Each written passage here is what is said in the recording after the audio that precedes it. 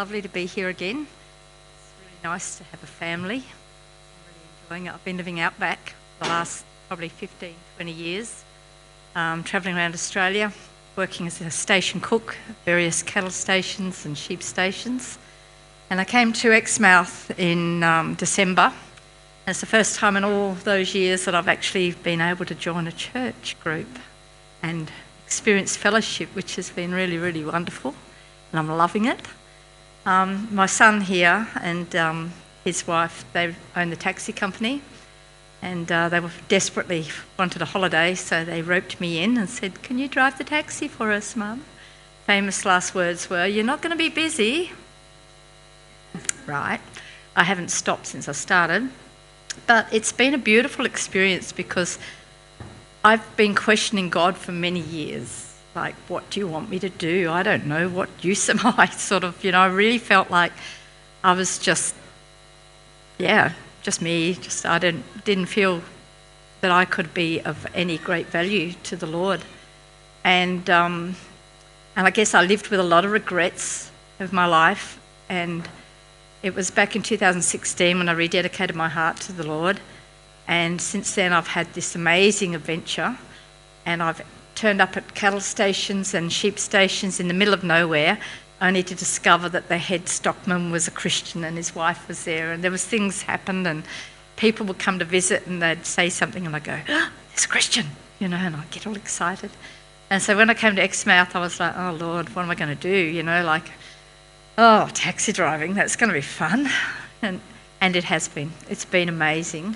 I think I'll write a book when I finish taxi driving. I'll have to change some names because you hear some stories. But what's really stuck out to me is when people get in the taxi, it's really good, you can lock the doors and they can't get away from you. So you can preach at them. No, I'm only joking. I'd like to, but I don't. But what I like is, without realising it, people share their hearts. They don't even realise, and they're not asking for me to judge them, but they don't even know they're asking for prayer. They don't even know that because they haven't come to that. But they share their hearts. There's so many broken people out there. Young ones that are broken, and they don't even know why they're doing what they're doing. They're just out there, just trying to work it out, and they can't. And they get in my taxi, and they just explode with all this information that I don't need to know, but they tell me. And recently I picked up a young lady that was stranded at the airport, and she had no way of getting to Coral Bay. She was from Scotland. She didn't know how to get to Coral Bay, and she didn't even know how far it was, and she was fairly broke because she was going for a job there. So I decided that, I'd take her to Coral Bay, and hour and a half there, and we were talking, and I do what I do best, talk. And I was yapping away, and somehow or other it came out that I'm a Christian, and and I was telling her about my family, and she said to me, "If it's not too personal, what brought you to be a Christian?" Because she said, "I grew up and I didn't like Christians." So I told her my testimony, and before we got to Coral Bay, she's like, "I want this," and I'm nearly falling back with shock. I'm thinking, "You do? Wow, that was easy, Lord." How come they're all not like this? But before we got there, and when we got there, I prayed with her, and she gave her heart to the Lord. And then that week, Santi arranged for me to have a Bible and some books from here, and I took them back down to Coral Bay because it just so happened that for the second time that week I had a request to go to Coral Bay in the taxi, which is just unheard of. And so I had to go back there, and I thought, "Oh, great." So I took them, but I couldn't find her because she'd actually gone swimming with her phone in her pocket, so that didn't help. But I left them there at her work, and I got a text from her this week, and she said, "Thank you so much for the Bible and the book." She said, "I'm on the beach and I'm reading my Bible." And she put in a proverb for me, and it's just such a blessing. And I just really give God all the glory for that, because sometimes we do get a bit frightened about opening our mouths to somebody or saying something about Jesus, because you're a Jesus freak. Yeah, actually I am. So and it was just the Holy Spirit's leading, and I realised that this taxi driving isn't so bad after all, and it's got the Lord's got a purpose wherever He puts you, wherever you are. Don't feel insignificant or undervalued, because God uses you right where you are. God knows your personality. And he's got a use for your person. He created you. On the day of your conception, he'd already planted seeds of destiny in your heart. And those seeds need time to grow. And sometimes they take a bit longer. You know, have you ever been planting seeds and you wait and you think nothing's happening, and all of a sudden, little growth. And in that growth time, you can be vulnerable. And so, you know, just encourage you to allow those seeds of destiny that got planted in your heart to start growing, because you are valuable to God and he does need you. He needs you for all the reasons that you've got your personalities, all different personalities. He needs you. So thank you. God bless.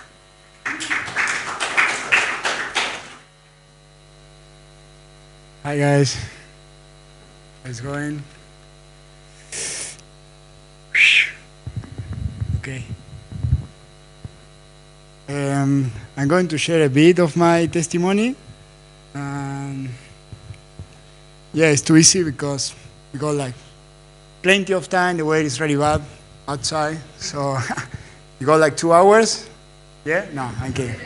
Well, it's going to be hard for me because it's need to say it in English, and also I know each time I need to speak it's hard, even if I look so free, it's not easy for me. But yeah, well, just want to tell you guys that I was lost and I've been found. That's it. No, no it's not. I grew in a Christian family. When I was a child, all my parents and that, they love Jesus. They love it. I learn about the Bible and all that stuff. I love to play the music in the church or whatever. I love music. Music is life for me. So yeah, I was really close to God, to Jesus. I was a friend of Jesus. And you know, there is a story in the Bible, in one of my favorite books, that is in John 11, and in John 11:3 it says, speaking about this guy Lazarus, that used to be a friend of God, and yeah, and he got sick, and yeah, I feel so attached to this story, so I wanted to, it helps me to share a bit my testimony. So yeah, Lazarus, he was sick, and he said, the one that you love is sick, you know, and live it like this. And in my life, when I was young, like around 20s, I was really believing in Jesus, and like, yeah, he saved me, he's with me, blah, blah. And then suddenly stuff started to happen on my life, really hard ones. Like, I was in a relationship, I got a really bad breakup, like 10 years ago, and then my twin brother, went through a hard health issue, and a lot of things that were coming in, and it was like kind of a process, and I was like, okay, God is not with me, he doesn't exist, this is not going, like, he's not here, that God is not here, he's not here. So around when I was like 20 something, I'm like, yeah, he's not here, see ya.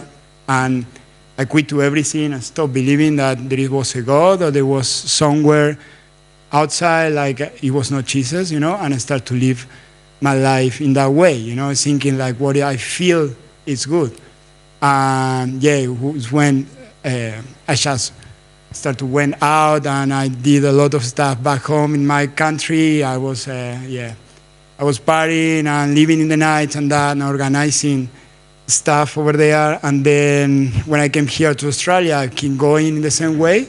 And yeah, I've been for 4 years just working and partying and organizing that stuff, and it was fun for me, and I would like it, and I try everything that you can try, and yeah, so I was fully filled my life with this transitory stuff. I went through, the drugs or sex or whatever. I was really into that, like sex and that, and I was really into that stuff. And after like a couple of years, I went into a relationship, and that slowed me down a bit, but not that much. So I keep going to doing all sorts of things related to that. And it was kind of hiding my pain and my hurts and my fears, you know, through there. And yeah, suddenly I was coming to Exmouth for the last season on Maine, almost a year ago. I was driving back, and in the way, this song popped up because I always listen like trap and this kind of music, and I don't know why. Ocean from Hilson, it was playing there, and I'm like, okay, I like it. And when this Ocean song started to play, and I'm like, whoa, what's going on? And I feel like Jesus hugged me, and from one moment to another, I feel his love. And it was a kind of a movie. I saw how he been with me during it was 9 years. Like I reject, deny, and say God is not. And I see how, like a movie, all my life during that year, and he was with me in moments where I was in crisis or running out of money, and suddenly something happens, or I got accidents, I got really hard moments in Australia and outside Australia, and I was like, yes, lucky, coincidence, whatever, but no, I saw it that he was there, even though I was denying him. He was there looking after me. And I saw how wrong I was, but in the same way, I saw my mistake, but I saw love and forgiveness. So that broke my heart. I was driving by myself, and I started to crying. I'm like, what's going on? Crying. And when I saw at the side of the road, and they're like, well, there was a signal. I did that road a couple of times, so it was my second season here in Exmouth, so I did that road a bit of time. And close to Geraldton, I saw this signal that says, Jesus, Amazing Grace. I never see it, and I was broken, listening hills, ocean, whatever, and I'm like, what's going on, And that's made me fall in pieces, and that's it. That's changed my heart. I ride to Exmouth, try to go back to what I was doing. I worked a couple of weeks in the bars and that, but I'm like, sorry guys, I can't do it anymore. I can't do this anymore. This is not me. So I felt he changed me, something that was impossible to change. So yeah, I don't know. This is stuff that went in the past. I can tell you one story. I went through a big accident, a car accident, when we were escaping with the person I was in that moment. I was escaping from COVID, from New South Wales to Queensland, and I was trying to find a farm, an avocado farm, and in the middle of nowhere, and I was like, oh, if we get an accident here and nobody's going to help us, I was thinking that. And the person that was driving, she was checking my phone, and it was not looking in front, and in 100 kilometers per hour, we smashed a Subaru against the tree, straight away, 100 kilometers like this. It was a disaster. It was like everything a mess. I was like, what's going on? And she started running around, and like, oh, what I did? I'm like, okay, she's good because she's running, and nobody's asking how I am, it's all right. Yeah, I get out, and nothing happened to me, nothing happened to the person I was with. That was crazy, and I'm like, whoa, we are in the middle of nowhere, we don't have signal, nothing, and from the back of the car, a live fighter woman appears, like, hey guys, what's going on? You need some help, I can call the police. And I'm like, okay, in Australia, you got the one fighter, like a firefighter, it's a hard word, a firefighter woman at the back of each tree waiting, for like why this is going on? And no, actually, this woman finished her shift. I was going back to the town that is children, it's not children, without the L. So yeah, close to Bundaberg, I'm like, I can call the police. So she called the police, help us up. We found a car, it was so cheap. It looked so bad, and I'm like, we can't make it with this one. And suddenly we did it for 6 months, and I saw it double. Like, it was all like coincidence, lucky for me. Like, I couldn't believe it. It was a big deal. I could have died there. The car got destroyed. If you see the picture of the car, you don't understand how we get out without anything from there. And yeah, that was like 3 years ago, something like that. But when I arrived here, I saw all these moments that he been here that broke my heart, still breaking my heart. I was trying to prepare this yesterday, and I couldn't. I crying all the time, It was a big deal. And yeah, that's what's happened with this guy. He was sick. And what's happened with me, what I saw in this story, is that Jesus doesn't see you as, I feel like I was dead and I came back to life. And Jesus doesn't see you like that. He says, like, don't worry, you're just sleeping. So the next verse, that supposed to be that one, yeah. It says, don't worry. He says a couple of times with the people in his life, he says, don't worry, he's sleeping. And you're like, what? He's dead, everything is dead. I'm dead. I was, when I came back here, I'm like, I'm a disaster, I'm a broken bastard. How you can restore me? How you can make me new? It's impossible, I did so many bad stuff. I hurt so many people. I did. How can you make me new? How can you do this, How can you resurrect all my dreams? How can you heal me? And he said, don't worry. And even his disciples were like, oh, yeah, he's not going to resurrect it. He's just kidding, like, it's not going to happen. We're going to grieve with him. Yeah, let's go. They didn't believe, even their disciples didn't believe it's going to happen. And then what is happened, the people that was close to them, in the next verse, it's that when I got the problem, when I got the pain, or whatever was going with me last season, after he called me, it was like, run to me, son. Like, run to me. Don't go running to everything else. I was running to empty stuff, partying, a lot of bad stuff. That I said before, and you can imagine, guys, you are not kids. And I was running to that stuff to cover my pain. I didn't realize I was 6 feet under. I was putting all my heart, all the stuff under earth. And you look superficial, you look like, Santi, cool guy, bartender, always smiling, but it was not like that. So, yeah, I started to run to Jesus in everything that was going on. Just running like, Jesus, please, you will see what's going on? Because even you called me back to life. I'm still hurt. I'm still in pain. Can you see what's going on? And he said in the next verse, that's my favorite verse in the Bible. If I just got this verse, I'm done, He said, I'm the resurrection, I'm the life. The one that who believes in me, even if he dies, will live. And the ones that live, they say in the next one, will live forever. So, yeah, you just need to believe. So I started to believe. And then when he called this guy Lazarus, he said, move the stone, I'm going to make a miracle. And they're like, no, it's not going to happen. And he said, did I not tell you, just believe? And he called Lazarus, come out, and yeah. He came out, and then the last one is untie him and make him free. And that's what's happened with me. He lose him and let him go, like lose his old robes.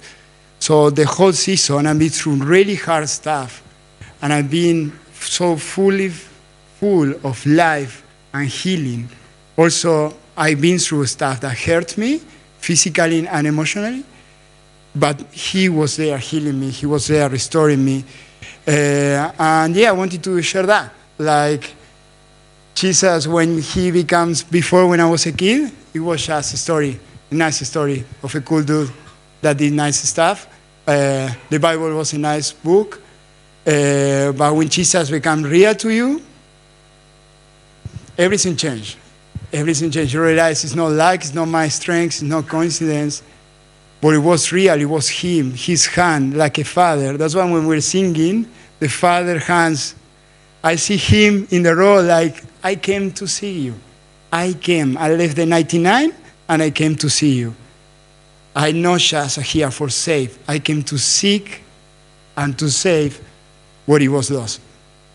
Everything that is lost in your life, Santi, I came to restore you. I will never know what is to be broken, to be restored if I'm not broken. I don't know if what is to be hurt, like to be healed if I'm not hurt. I will never know, I will never know what is to be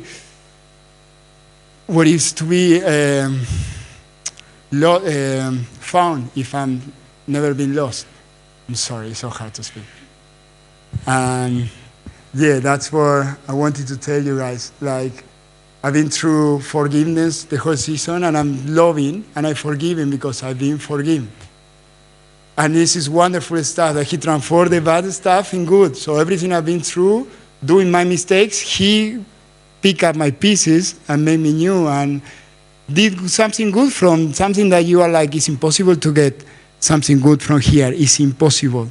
From a guy like me, it's impossible. So he did it. I don't know. he did it. I'm here, I'm alive, happy and kicking. And yeah, I just wanted to tell you that, guys, that he's willing to perform miracles on you, first to save you, and then to heal you. Because that's what he did. He always saved, like, your sins are forgiven, everything you've done is forgiven. But then, stand up and walk. So everything that you've been through in your life, everything is not a coincidence. Not even if you are sitting here, I reckon it's not a coincidence. He wants to do something on you. And he's willing to stand up on top of any stuff that are dead in your life and call it back to life. You just need to believe. That's the only thing I wanted to share, guys. I'm happy from this family that they hug me like I'm the son of them and that. So, love you guys.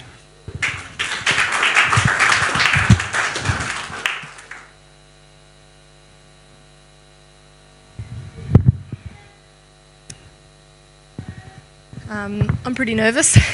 I've literally felt sick before I came here and I'm shaking. So bear with me. Also, when I get nervous, sometimes I stutter, so forgive me if I do that. I hadn't written notes until I literally just sat there then. I'm kind of winging it, so bear with me. I didn't, right up till this morning, I wasn't exactly sure what I would share because just scared to share, to be honest. But my prayer was that, God, if you want me to share this testimony, then let there just be someone in the room that needs to hear it. And so some of you might sit in your seat and cringe, but there might be someone in here that needs this today. My testimony is quite similar to Santi's, actually. But basically my disclaimer at the start is I can share this because it's sharing the story of a dead person. Like, this person that I share now, that person's gone and dead, and that's not me anymore. God has given me a brand new life, and so when I share, it's a story of someone who's gone now, and sometimes I have to remind myself that. I suppose I'll just start with my upbringing was in a Christian home, but it wasn't always that way. My parents struggled with drug and alcohol addiction, and my sisters bore the brunt of that before I was here. They were in the car with car accidents because mum and dad were drunk and things like that. Mum and dad were in and out of jail, even when my sisters were newborns, so they were taken away at times. So that was sort of their story. Then I came along and things changed, thank God. By the time I was 4, my parents got back together, and my dad radically got saved by God. It was not through religion, it was through the hand of God. He was struggling with alcohol addiction, drug addiction, and he cried out to God, and God touched him, and overnight those addictions were gone. And so started our journey with God, I guess. And so for the most part of my childhood, it was good. It was, we grew up in a little Romanian church, which was just a living room. They covered their heads, and there was no Sunday school or anything. It was just, these people that we could hardly understand their English. But, God was totally in the room. And from that very young age, I knew God was real. I knew that the Holy Spirit was real, and it was only by Him that we can do this. So, in that time, my sister had an incident, and so this was kind of like, so the first miracle in a sense was God just radically touching my dad, and we became Christians, I guess. In that time, my sister had an accident. She was probably 6, where she fell off a cubby that we had made, and she hit her head, and she was pronounced legally dead. In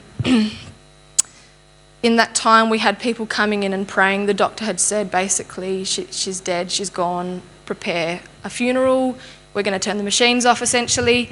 And we prayed. That's all we could do. It's all we knew what to do. And we prayed and we prayed. And my dad saw a vision of someone come and touch her, and she woke up. And so it was literally from dead to life. Like, miracles are still totally for today. And so again, it was just, God's hand was upon us, even in the worst of the worst. So you would think from there we would just go on living our lives as total radical Christians, but the devil, I guess. And so over the years, for some reason, our faith got less. My sister, who got saved in that time, began to deal with anxiety and depression and things like that. And so this turmoil came into our house, and through that, I was kind of forgotten. And so my life then took a turn for finding love in all the wrong places, I guess. I'd gone from being a good Christian girl from year 7 to hitting high school, and that was a wake-up call for me. I realised I was very sheltered, and then being 12 going into high school, and I got the nickname the 40-year-old virgin because I was the only person that hadn't been with someone. And it was just a total, different world that I had experienced. And so I set out to, I guess, shed that innocent person I was. By the time I hit 14, I was now a drug user, well and truly, pretty much just living the party lifestyle. I wanted to be the life of the party, and I wanted to be accepted, and I wanted to be loved, not realising that none of those things gave you that. So by the time I was 16, I was using heavy drugs. I was what I would call the hell house that we used to go to, and it was the party house. And my friends, we just used to party, and that was all I knew for a long time. In that time, I had one of my best friends tried to sell me as a prostitute. These were my great friends. I had a boyfriend's dad try to assault me because that was just the house we were living in. I had a friend that set up a sexual assault on me because that's just the life we were living at that time, and I had to beg on my knees to stay in that house so to not be thrown out. And you probably think, why am I sharing this? And it's pretty much just to give you an idea of this is where we were. This is probably what young people are facing today that we don't realise is going on. Long story short, God's hand was still upon me. There's a verse in Psalm 139, and it says, even if you make your bed in the depths, there you are. And so it's that God is not out of reach. He's even in those places that, I well and truly made my bed in the depths. Long story short, I ended up having a pretty serious car accident, and I hurt my friends. I wrote some cars off, and it somehow led me to come to Exmouth. I didn't know where Exmouth was. I just got in the car after losing my licence that day in court, and obviously God's hand was upon us and brought us here. I swore off men and I swore off all those things, but within a few days I met Jared. And you'd think, we lived happily ever after, but we didn't. We lived a horrible lifestyle here. I knew that I needed God, and so we would come in and out of church, but I couldn't find God here for some reason, and still struggled for many years with drugs and alcohol. Then we fell pregnant. Not in a good way, obviously. From that, I stopped drinking, which was good, but I had so many footholds for the devil in my life, and so going back and forth to Perth and Exmouth, Marley came along and changed my life for the better, but it wasn't an overnight thing. So in that, I desperately was seeking God's love, but it wasn't through God. I was still looking at through other ways, and so I suppose I was putting that on Jared. I was looking for God's love through a person now, and I had such a high expectation of what he owed me, and obviously he couldn't give that to me, and so ensued we had quite a tumultuous relationship. We were quite abusive to one another. I was violent with him, and he was just emotionally abusive, and we were just a mess, except now we had a baby. In that time, I was totally suicidal. I was pretty much ready to take us all out, and that's just where my head was. But God, thank God.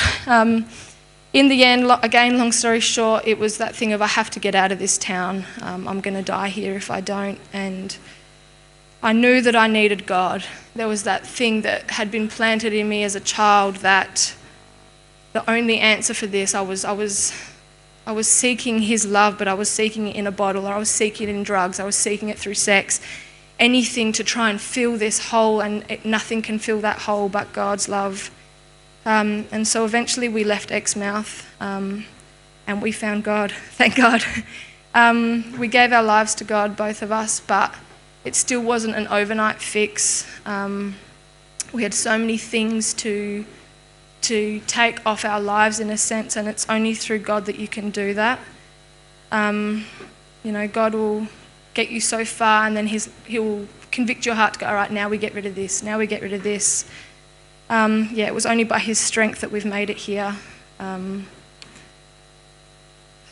just go through my notes, sorry. I suppose my message is that, God's grace is for you today. If there's anyone sitting on the fence, I really urge you to give your life to God. You don't need to get clean before you come to God. God will clean you up. I feel like it's a bit of a blur. I can't even remember what I've spoken about. I can only say it's by God's grace that we end up here. We just need to be obedient to that call. We just need to step out. If there's anyone here that is struggling, I would really urge you to either have a chat to someone here, or even if it's alone in your bedroom, just get before God and just admit that you need him, and he will wash you clean like he has me. It's only by his grace that I'm here today. And I want to thank you guys for walking with me. We haven't been here long, but it's going to be a walk. Just thank you guys. So that's it.